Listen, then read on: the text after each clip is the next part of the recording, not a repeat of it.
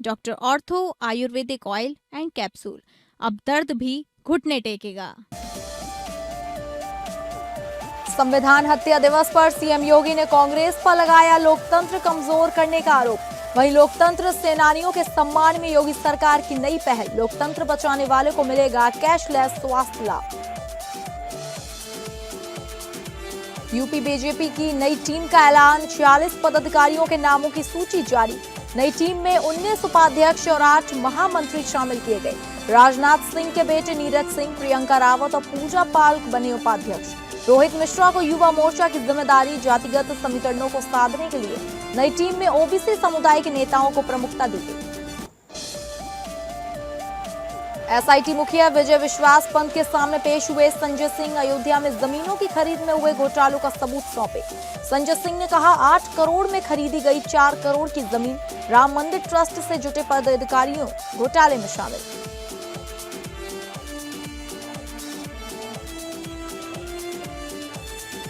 नमस्कार, आप सभी का बहुत स्वागत है उत्तर प्रदेश बुलेटिन में। मैं हूं आपके साथ अंकिता सिंह। शुरुआत करेंगे बुलेटिन की, जहां लखनऊ में संविधान हत्या दिवस की 51वीं वर्षी पर आयोजित कार्यक्रम को संबोधित करते हुए मुख्यमंत्री योगी आदित्यनाथ ने लोकतंत्र की महत्ता पर जोर दिया।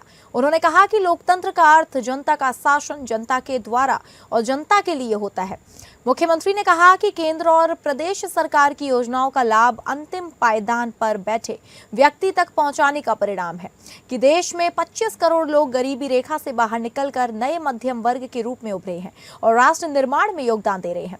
सीएम ने कांग्रेस पर निशाना साधते हुए कहा कि सत्ता के स्वार्थ में लोकतंत्र का गला घोटने वाली कांग्रेस की सोच आज भी कुछ दलों में दिखाई देती है।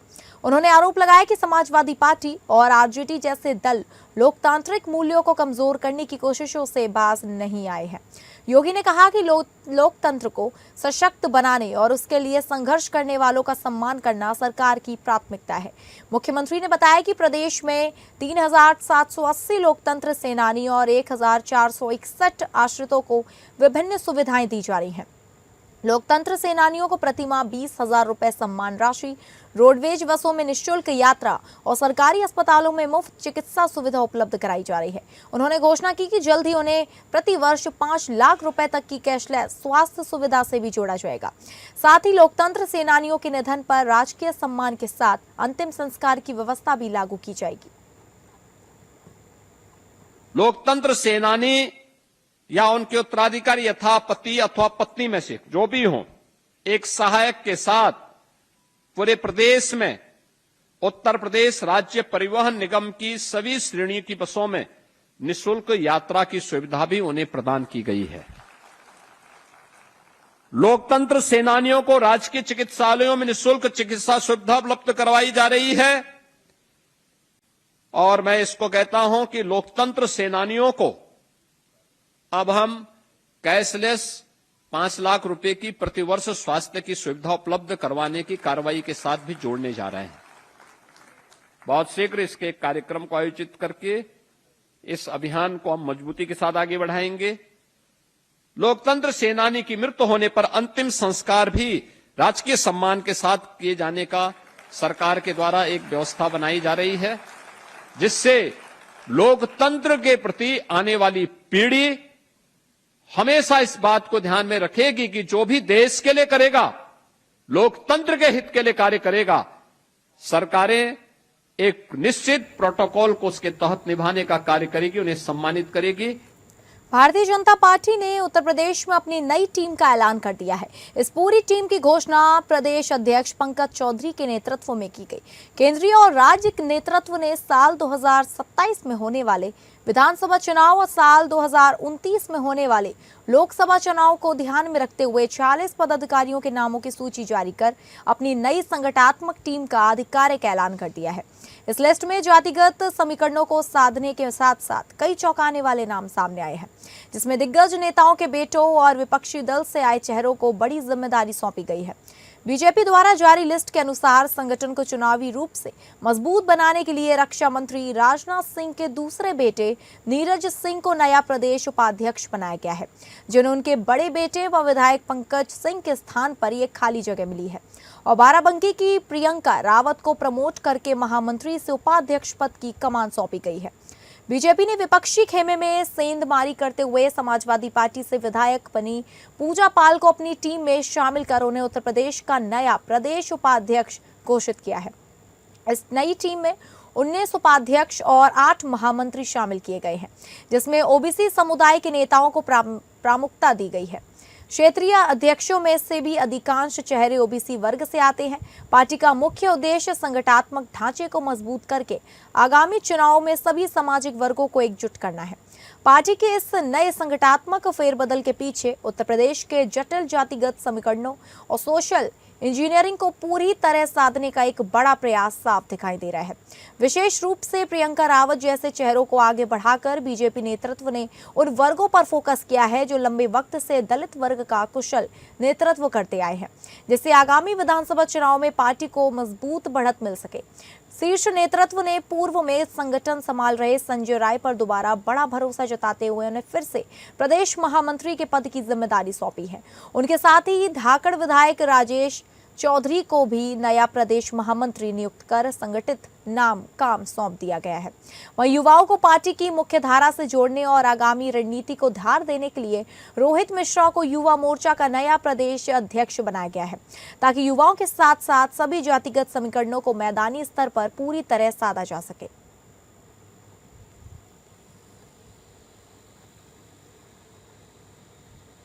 आम आदमी पार्टी के सांसद संजय सिंह आज राम मंदिर चढ़ावा चोरी की जांच के लिए बनाई गई विशेष जांच समिति के मुखिया विजय विश्वास पंत के सामने पेश हुए और अयोध्या में जमीनों की खरीद में हुए घोटालों का सबूत दिया। मीडिया को संबोधित करते हुए उन्होंने कहा कि अयोध्या में जमीनों की खरीद में महा घोटाला हुआ है। 4 करोड़ की जमीन कुछ ही दिनों के बाद 8 करोड़ में खरीदी गई और इसमें राम मंदिर ट्रस्ट के पदाधिकारियों से जुड़े लोग शामिल हैं। उन्होंने कहा कि महा घोटाले से जुड़े सबूत दस्तावेजों के रूप में एसआईटी को सौंप दिए गए हैं, जिस पर कार्रवाई का भरोसा दिलाया गया है। अब देखते हैं कि क्या कार्रवाई होती है। उन्होंने कहा कि अयोध्या में भगवान श्री राम के नाम पर महा घोटाला हुआ है। दरअसल एसआईटी की प्रारंभिक रिपोर्ट के बीच एक ऐसा तथ्य सामने आया जिसने ट्रस्ट की कार्यप्रणाली पर नए सवाल खड़े कर दिए हैं। वर्ष 2020 में ट्रस्ट के गठन के कुछ ही महीनों के बाद निजी ऑडिट फर्म ने दान प्रबंधन, आभूषणों की रिकॉर्ड, वित्तीय निगरानी और प्रशासनिक व्यवस्था में गंभीर खामियों की ओर संकेत कर सुधार की चेतावनी दी थी। इसके बावजूद ध्यान नहीं दिया गया। सूत्रों के मुताबिक फर्म ने रिपोर्ट में कहा था कि वित्तीय रिपोर्टिंग के लिए जरूरी अभिलेखों का अभाव है और प्रबंधन की जवाबदेही तय करने वाली स्पष्ट प्रशासनिक व्यवस्था भी नहीं है।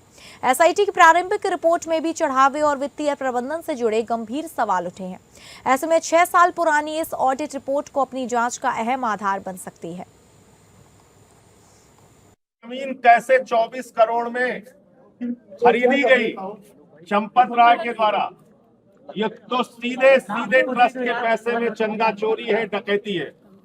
और अंतिम जो दस्तावेज दिया गया है वो 16 नवंबर 2023 को 9 करोड़ की जमीन 55 करोड़ 47 लाख रुपए में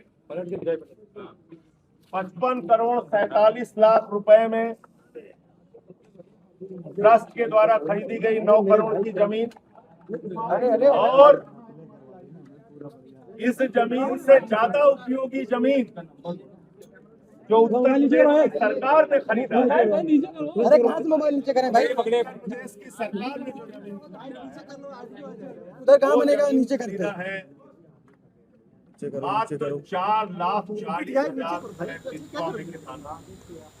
मुरादाबाद पहुंचे ज्योतिर्मठ के शंकराचार्य स्वामी अविमुक्तेश्वरानंद सरस्वती ने राम मंदिर चढ़ावा चोरी मामले में चल रही एसआईटी जांच पर सवाल उठाए हैं। उन्होंने कहा कि बार बार 7 दिन 15 दिन कहकर जांच को टाला जा रहा है। शंकराचार्य ने आरोप लगाने वालों को खुली चुनौती देते हुए कहा कि अगर किसी के पास उनके खिलाफ कोई सबूत है तो उसे सामने लाए। साथ ही उन्होंने गौमाता को माता का दर्जा देने की मांग भी दोहराई। गौमाता समष्टि यात्रा के तहत मुरादाबाद पहुंचे शंकराचार्य स्वामी अविमुक्तेश्वरानंद सरस्वती ने राम मंदिर चढ़ावा चोरी मामले पर खुलकर अपनी बात रखी। उन्होंने कहा एसआईटी जांच में लगातार देरी हो रही है। पहले 3 दिन, फिर 7 दिन और अब 15 दिन का समय दे दिया गया है, लेकिन अभी तक कोई रिपोर्ट सामने नहीं आई। उन्होंने कहा जांच में बेवजह टालमोल नहीं होनी चाहिए और जल्द सच जनता के सामने आना चाहिए। शंकराचार्य ने अपने ऊपर लगाए जा रहे चंदा लेने के आरोपों को भी पूरी तरह खारिज कर दिया। उन्होंने कहा, अगर कोई यह कहता है कि उन्होंने गांव-गांव जाकर चंदा लिया है तो गांव का नाम बताएं और कैमरा लेकर उनके साथ चलें। अगर आरोप साबित हो जाएं तो वह हर सवाल का जवाब देने को तैयार है। उन्होंने बताया कि उनकी गौ माता समष्टि यात्रा 3 मई को गोरखपुर से शुरू हुई थी और उत्तर प्रदेश की सभी 403 विधानसभा क्षेत्रों तक जाएगी। उन्होंने दावा किया कि लाखों लोग गौ माता की रक्षा के लिए संकल्प ले चुके हैं। साथ ही उन्होंने सरकार से मांग की है कि गाय को सिर्फ पशु नहीं बल्कि गौ माता घोषित किया जाए। इस समय हम गविष्ठी यात्रा पर हैं। उत्तर प्रदेश की सभी 403 विधानसभा क्षेत्रों में जा करके वहां के मतदाताओं को गौ माता की रक्षा के लिए मतदान का संकल्प कराते हुए आगे बढ़ रहे हैं। 3 मई को गोरखपुर से निकले थे। अब आज 25 जून को आपके मुरादाबाद नगर विधानसभा क्षेत्र में इस समय आपसे बात कर रहे हैं। निरंतर यह यात्रा हमारी जारी है और लाखों लोग अभी तक गौ माता की रक्षा के लिए ही मतदान करने का संकल्प ले चुके हैं। गोविंदपुरम महाराज है, वो आपको वही कह रहे हैं। गोविंदपुरम महाराज है, वो कह रहे हैं कि आप राम मंदिर ट्रस्ट बनने से पहले से ही चोर हैं। वो आपको चोर कह रहे हैं आपने सोना चांदी ग्राम के नाम पे इकट्ठा करा। ऐसा है कि जो ये बात कह रहे हैं उनको इस बात का प्रमाण देना चाहिए कि हमने किससे लिया और कितना लिया। अयोध्या जिला और महानगर कांग्रेस ने डीएम के माध्यम से राज्यपाल को ज्ञापन सौंपा। इसमें राम जन्मभूमि मंदिर के चढ़ावे में कथित अनियमितताओं की निष्पक्ष जांच, एफआईआर दर्ज करने और दोषियों पर सख्त कार्रवाई की मांग की गई। वहीं जिला अध्यक्ष चेत नारायण सिंह ने कहा कि राम मंदिर करोड़ों की आस्था का केंद्र है, इसलिए धन के दुरुपयोग की पारदर्शी जांच जरूरी है। उन्होंने तत्काल एफआईआर और जांच निष्कर्ष सार्वजनिक करने की मांग की ताकि श्रद्धालुओं का भरोसा बना रहे। दोषियों पर कठोर वैधानिक कार्यवाही की बात कही। उन्होंने कहा कि पार्टी जन भावनाओं की रक्षा के लिए न्याय मिलने तक आवाज उठाती रहेगी।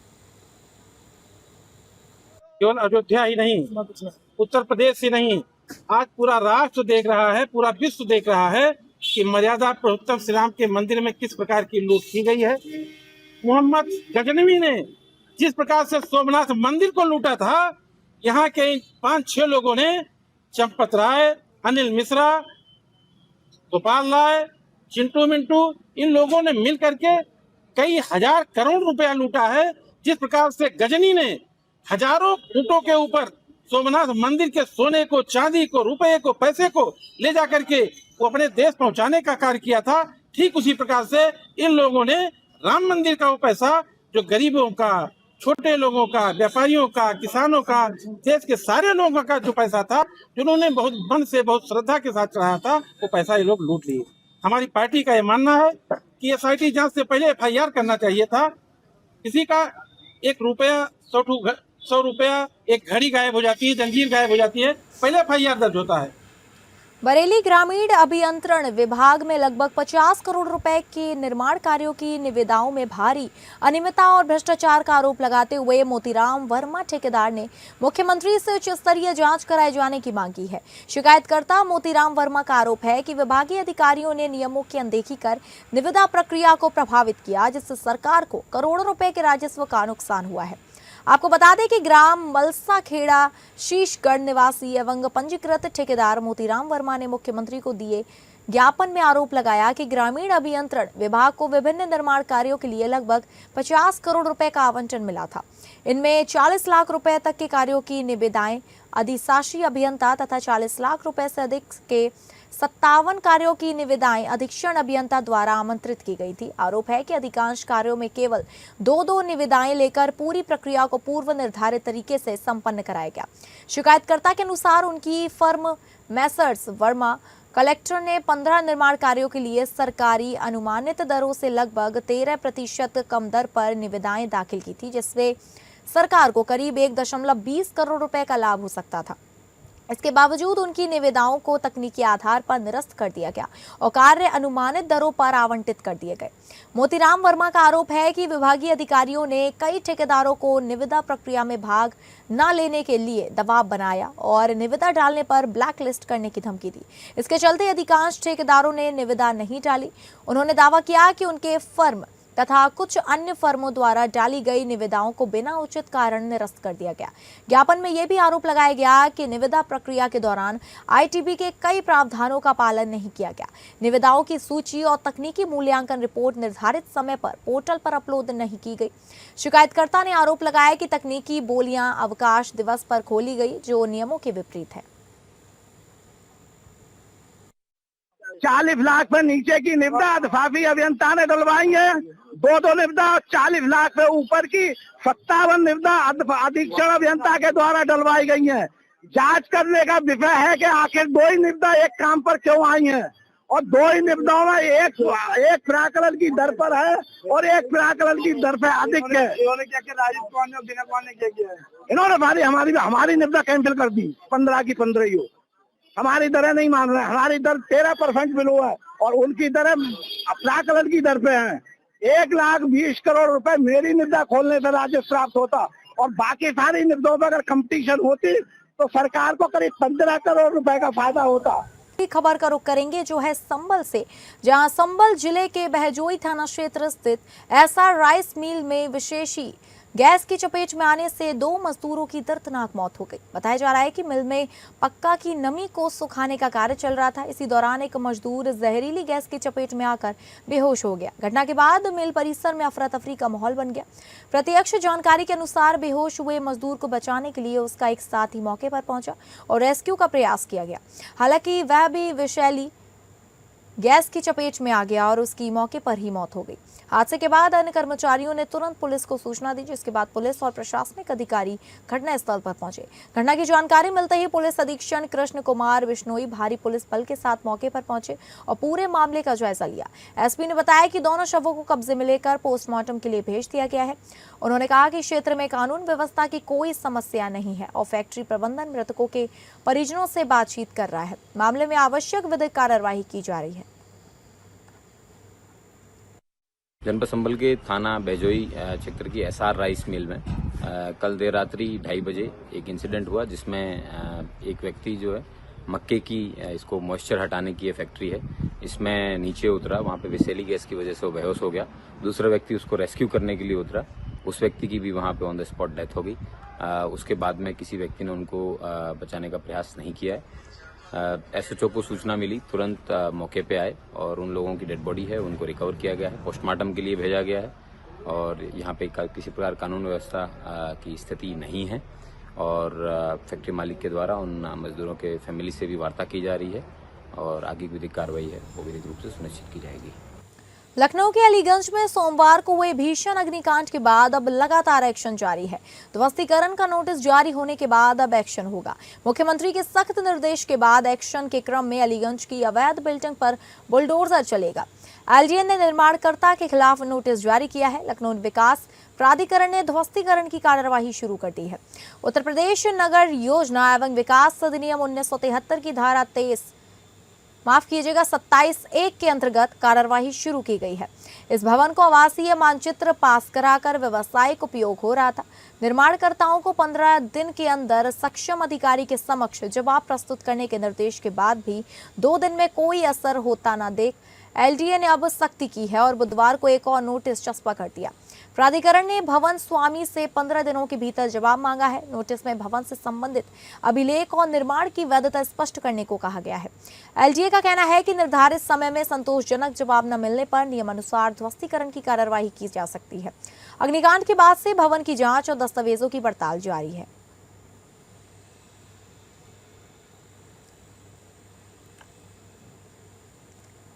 लखनऊ में हुए भीषण अग्निकांड के बाद प्रदेश भर में अग्नि सुरक्षा को लेकर चिंता बढ़ गई है। कानपुर में भी फायर सर्विस की तैयारी और व्यवस्थाओं को लेकर सवाल उठ रहे हैं। इसी मुद्दे पर हमारे संवाददाता कुणाल सिंह ने कानपुर के chief fire officer Deepak Sharma से खास बातचीत कर जानी विभाग की तैयारियां, चुनौतियां और आपातकालीन प्लान। लखनऊ हुए दर्दनाक अग्निकांड ने एक बार फिर से फायर सर्विस पर सवाल खड़े कर दिए हैं।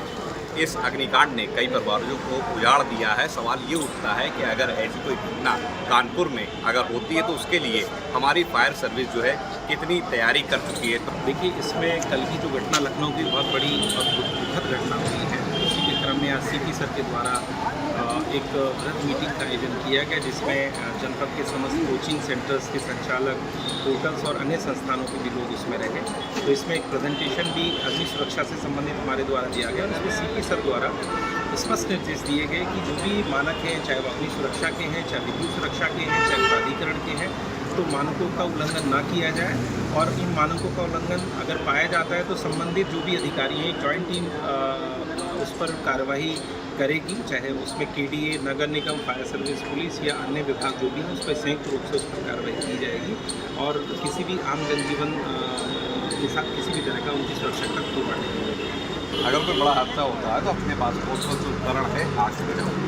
देखिए, कानपुर के आप हैं तो देखते आ रहे हो, कानपुर में काफ़ी बड़े बड़े इंसिडेंट होते हैं, लेकिन हमारे पास पर्याप्त मात्रा में फायर टेंडर हैं, हमारे पास मल्टी डिजास्टर रिस्पॉन्स व्हीकल है, हमारे पास रेस्क्यू टेंडर्स हैं, हमारे पास बहुत अच्छे कैमरास हैं। हमारे पास जो भी उपकरण एक डिपार्टमेंट को चलाने के लिए होने चाहिए, जो आमजन के लिए बहुत अच्छे से कार्य कर पाए, वो हमारे पास सब हैं। तो जितने भी संसाधन हमारे दिए हुए हैं उत्तर प्रदेश सरकार द्वारा, शासन द्वारा, वो सब ऑपरेशनल कंडीशन में है, उनको पर्याप्त मात्रा में कहीं भी यूज़ करके जनहित को सोचना है। जैसा कि आपने देखा कि अगर कानपुर में इस तरीके की कोई भी घटना होती है तो उसके लिए फायर जो सर्विस विभाग है, जो अग्निशमन केंद्र है, पूरी तरीके से तैयार है। सीएफओ दीपक शर्मा ने भी बताया कि अगर बात की जाए उपकरणों की तो सारे उपकरण मौजूद हैं आग से बचाव के लिए, राहत कार्य करने के लिए। फिलहाल इतना ही।